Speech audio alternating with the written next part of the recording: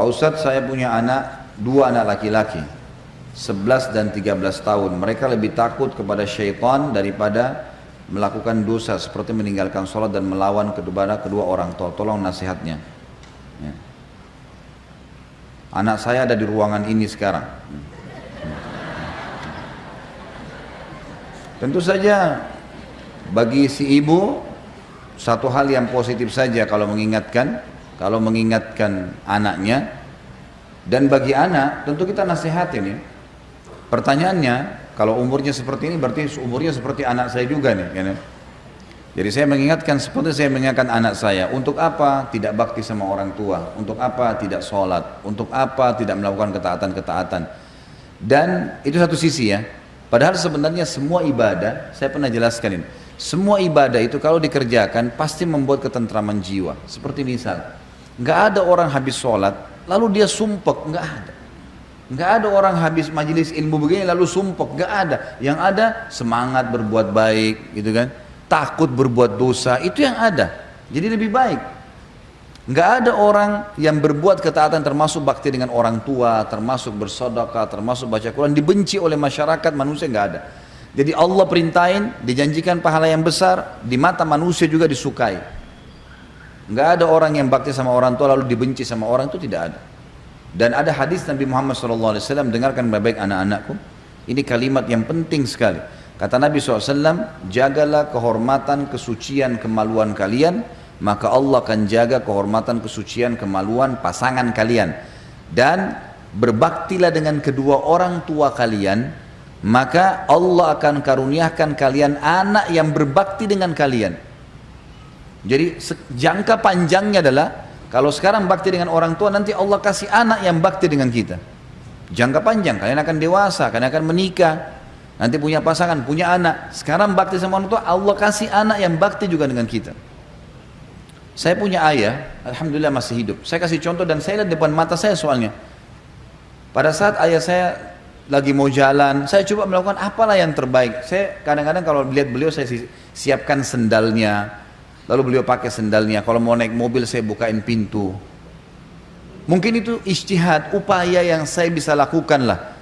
Walaupun tidak ada apa-apanya dibanding perbuatan orang tua saya buat saya gitu. Doa mereka sekali saya sudah luar biasa buat saya. Tapi subhanallah, ada anak saya 3 tahun laki-laki, setiap kali saya mau keluar, saya kalau mau keluar diambilin sama dia sepatunya. 3 tahun, sepatu saya diambilin atau sendal saya diambilin, dipakein sama dia. Kadang-kadang kalau saya mau masuk kamar dibukain pintunya. Mau makan diambilin makanannya. 3 tahun dia bisa melakukan. Saya tiba-tiba langsung connect dengan hadis tadi. Apakah ini balasan Allah seketika karena saya buat kepada ayah saya? Anak saya 3 tahun belum ngerti apa, biasanya cuma suka main-main. Memberikan apapun yang saya sudah lakukan pada ayah saya. Depan mata saya lihat. Sampai saya bilang sama istri saya, coba lihat nih. Bagaimana Allah menunjukkan kepada kita kebenaran sabda Nabi Muhammad SAW. Itu kan. Kalau masalah takut dengan syaitan, syaitan itu makhluk Allah yang terhina, kecil, terhina dan kecil. Tidak ada kedudukannya, tidak ada andilnya, tidak ada sesuatu yang bisa diandalkan dari syaitan. Tidak ada.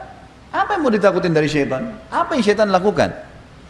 Kalau syaitan bisa menguasai kita teman-teman sekalian, maka tidak ada di antara kita yang bisa duduk di sini. Tidak bisa minum, nggak bisa makan. Syaitan akan susahin dia, karena syaitan penjahat kan.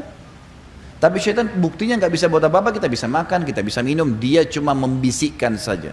Dan Allah mengatakan dalam Al-Quran, A'udzubillahi minasyaitonirrajim, fala takhafu wa khafuni in kuntum mu'minin. Jangan kalian takut pada syaitan dan hanya takut kepada saya kalau kalian benar-benar beriman. Nggak ada yang perlu ditakutkan dari syaitan.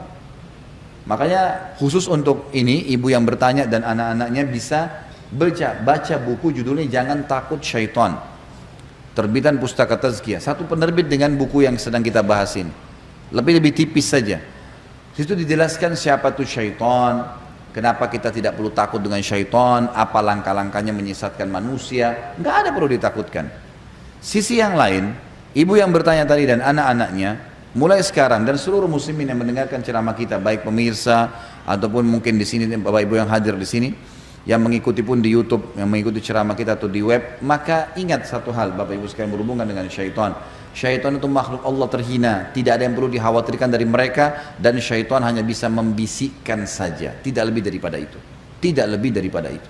tidak bisa berbuat apa-apa. Kalau ada orang yang melihat penampakan itu karena dianya bermasalah, mungkin dia takut sama syaitan itu, atau memang dasarnya dia pernah belajar tenaga dalam kah, dia pernah ke orang-orang yang tidak pintar lah, ya. Pernah ke orang tidak normal, semua ini akhirnya jadi terganggu jiwanya. Jadi nggak perlu takut sama syaitan untuk apa, dan tinggalkan semua media, fasilitas yang membawa pada itu, tontonan, adanya syaitan, adanya rugun tayangan, adanya ini, itu semua khurafat, dusta, merusak akidah. Terutama film-film horor tuh, dusta, nggak ada pocong jalan tuh, nggak ada. Ada yang pernah lihat dengan mata kepalanya pocong jalan? Mana coba? Nggak ada. Film direkayasa itu, nggak ada, sama sekali nggak ada. Memang itu sudah syariat kita menjelaskan, dan itu fakta lapangannya begitu. Jadi nggak ada. Apa yang perlu ditakutkan? Jadi jangan takut sama syaitan, dan baca buku tadi untuk memperkaya bahasan, atau lihat nonton bahasan saya tentang bekal dunia akhirat judulnya di YouTube atau di web, atau tonton juga tentang masalah sihir, dan perdukunan. Itu banyak panjang lebar saya jelaskan tentang masalah itu. Allahu alam. Dan saya mendoakan semoga saja ibu dan anak-anaknya insya Allah dijaga di dalam ketaatan kepada Allah. Dan bagi anak saya ajak untuk berbakti pada ibunya, dan bagi ibu juga lebih rahmat dan kasih sayang kepada anaknya. Semoga saja insya Allah disatukan dalam keimanan dan disatukan di dunia juga di akhirat.